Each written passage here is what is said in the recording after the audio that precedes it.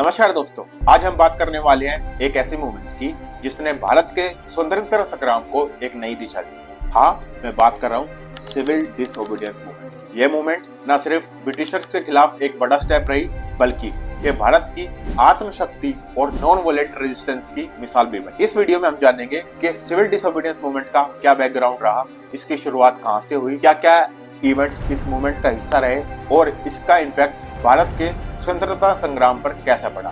तो चलिए दोस्तों, आइए शुरू करते हैं।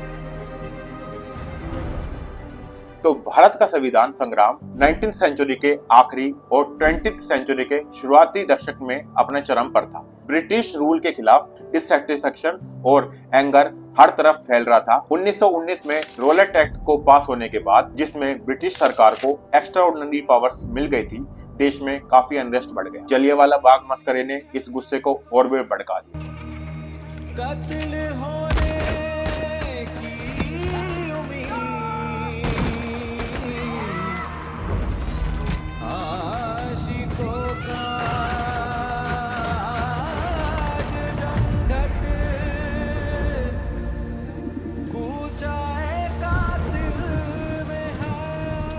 इस बैकड्रॉप में महात्मा गांधी ने 1920 में नॉन कॉरपोरेशन मूवमेंट का आगाज किया, जिसमें लोगों ने ब्रिटिश इंस्टीट्यूशंस का बॉयकॉट करना स्टार्ट कर दिया। लेकिन ये मूवमेंट 1922 में चोरा चोरी इंसिडेंट्स के बाद बंद कर दी गई। लेकिन देश का जोश कम नहीं हुआ। भारत के लोग ब्रिटिश रूल के खिलाफ एक नई दिशा में प्रोटेस्ट करने के लिए तैयार थे। 1928 में साइमन कमीशन को भारत भेजा गया, जिसको पूरे भारत में अपोज किया गया, क्योंकि इसमें कोई भी भारतीय मेंबर नहीं था। इस प्रोटेस्ट के दौरान लाला लाजपत राय पर लाठीचार्ज हुआ और उनकी मौत हो गई। इसके बाद 1929 में कांग्रेस का लाहौर सेशन में पूर्ण स्वराज का प्रस्ताव पास हुआ। गांधी जी ने डिसाइड किया कि अब समय आ गया है कि एक और बड़ी मूवमेंट की जाए, जिसका नाम है civil disobedience movement. Mahatma Gandhi ji ने सिविल डिसोबीडियंस मूवमेंट की शुरुआत 12 मार्च 1930 में डांडी मार्च के साथ की। गांधी जी ने अपने 78 फॉलोअर्स के साथ 24 डेज तक मार्च किया, जो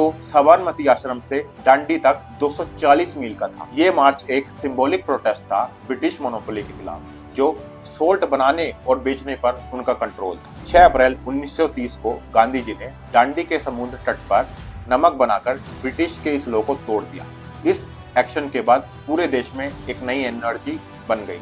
लोगों ने हर जगह सोल्ट लॉ को तोड़ना स्टार्ट कर दिया और ब्रिटिश गुड्स को बॉयकॉट किया। यह मूवमेंट इतना पावरफुल बना कि पूरे देश में ब्रिटिश रूल को चैलेंज किया गया। तो सिविल डिसोबीडियंस मूवमेंट के दौरान कई बड़े इवेंट्स और की लीडर्स का कंट्रीब्यूशन रहा। गांधी जी के अरेस्ट के बाद मूवमेंट और भी तेज हो गई। वुमेन ने भी इस मूवमेंट में बढ़ चढ़कर हिस्सा लिया। सरोजिनी नायडू, कमला नेहरू, कस्तूरबा गांधी जैसे लीडर थे, मूवमेंट को लीड भी किया और इसको एक दिशा दी। मालगांव में टेक्सटाइल वर्कर्स ने स्ट्राइक की। नॉर्थ वेस्ट फ्रंटियर प्रोविंस में खान अब्दुल गाफर खान ने मूवमेंट को लीड किया। बंगाल और महाराष्ट्र में भी मूवमेंट काफी तेज रहा। नेहरू, पटेल, राजगोपालाचार्य जैसे लीडर्स हर तरफ से ब्रिटिश लॉ को तोड़ने का काम कर रहे थे। यह मूवमेंट न सिर्फ अर्बन एरियाज में बल्कि रूरल एरियाज में भी फैली। फार्मर्स ने टैक्सेस देना बंद कर दिया। स्टूडेंट्स ने स्कूल्स और कॉलेज को बॉयकॉट किया और ब्रिटिश गुड को जलाने और बॉयकॉट करने का सिलसिला शुरू हो गया। ब्रिटिश सरकार ने कई लोगों को अरेस्ट किया, लेकिन मूवमेंट रुकी नहीं।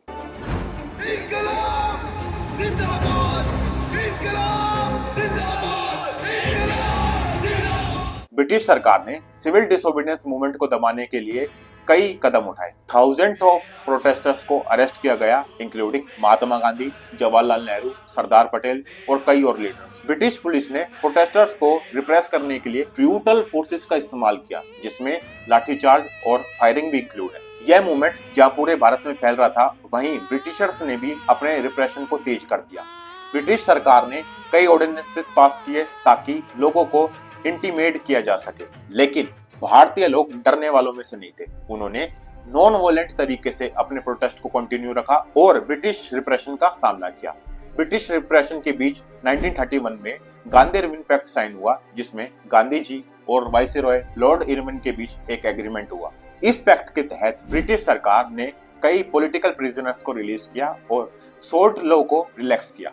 इसके बदले गांधी जी ने सिविल डिसोबीडियंस मूवमेंट को टेम्पररीली सस्पेंड कर दिया और लंदन में राउंड टेबल कॉन्फ्रेंस में शामिल होने का फैसला किया। लेकिन ये कॉन्फ्रेंस फ्यूटाइल रहा और गांधी जी डिसअपॉइंटेड वापस आए। ब्रिटिश सरकार ने उनके डिमांड्स को नहीं माना और रिप्रेशन को वापस शुरू कर दिया।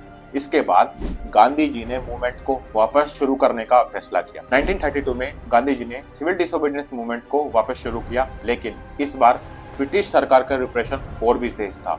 थाउजेंड ऑफ प्रोटेस्टर्स वापस अरेस्ट किए गए, लेकिन मूवमेंट का जोश कम नहीं हुआ।